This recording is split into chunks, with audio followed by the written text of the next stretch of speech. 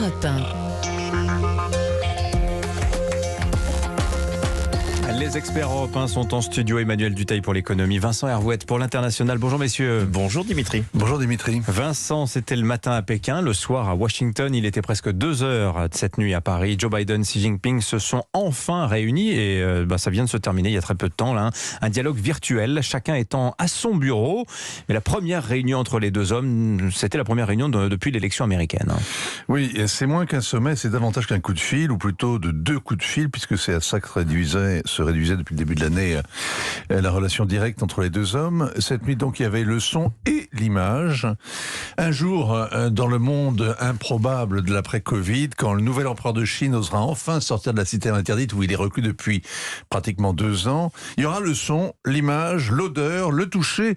Peut-être même qu'il reviendra dans le circuit balisé où nomadisent en groupe les grands de ce monde, entre l'Assemblée Générale de l'ONU, le G20, la COP26, etc. Après tout, c'est à Davos que Xi Jinping s'est fait connaître au monde, et dans une ferme de l'Iowa qu'il s'est présenté aux Américains. À l'époque, il était vice-président, Joe Biden aussi, qui lui servait de guide. Ensuite, ils ont inversé les rôles quand l'Américain s'est rendu en Chine. Et c'est pour ça que cette nuit, Xi a parlé de son vieil ami Biden. Ils se connaissent de leur vie antérieure, dans le monde réel. Cette nuit, c'était juste une conversation en visioconférence, une longue conversation avec traduction simultanée, sans jamais regarder l'autre dans les yeux.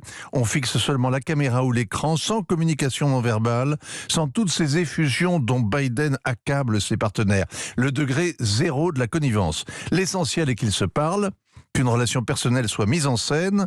Comme ils sont entourés de paranoïa, nous avons besoin de garde-fous, a dit Biden. Je suis prêt à travailler avec vous, a répondu Xi, mais sur Taïwan, il ne faut pas jouer avec le feu. Donc faire baisser la tension, ça limite le risque qu'ils se sautent à la gorge, et c'est gagnant-gagnant. Alors il y a de nombreux dossiers sur la table, Taïwan, mais aussi la liberté de circulation en mer de Chine méridionale, la guerre commerciale, les barrières tarifaires notamment, la rivalité technologique, les sanctions à propos des Ouïghours, la fermeture des consulats, le Covid, etc. Et un riz cantonais. La liste des sujets de friction est longue comme un menu en mandarin, et tous aussi insolubles. Ils n'en ont pas réglé un seul.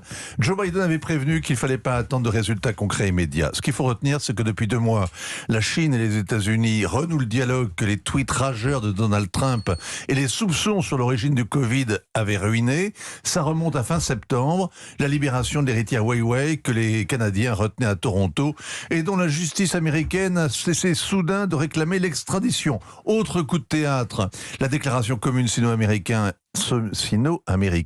à la COP26, c'était jeudi dernier, 3 pages de phrases creuses, des engagements pour 2050 ou 2060, il n'y a pas de quoi dérider Greta Thunberg, mais que les 2 grands tombent d'accord sur un sujet qui mobilise le monde entier, eh bien ça a un effet d'entraînement et ça a surtout un effet apaisant. Alors Joe Biden avait quand même prévenu avant cet échange téléphonique qu'il ne fallait pas s'attendre à des résultats concrets immédiats.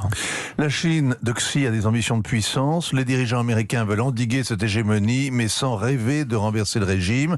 La réunion démontre à tous que les 2 hommes gardent le contrôle, qu'ils sont pragmatiques, qu'ils gèrent leur rivalité.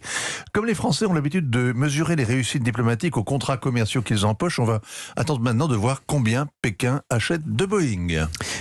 Effectivement. Oui, c'est combien 7 ou 9 000 avions, je crois que les Chinois prévoient d'acheter. La trêve commerciale qu'ils avaient signée en 2020, ils se donnaient 2 ans pour dépenser 200 milliards de produits américains. Il manque 80 milliards, il y a de quoi faire une véritable flotte. Merci Vincent Hervouette. À propos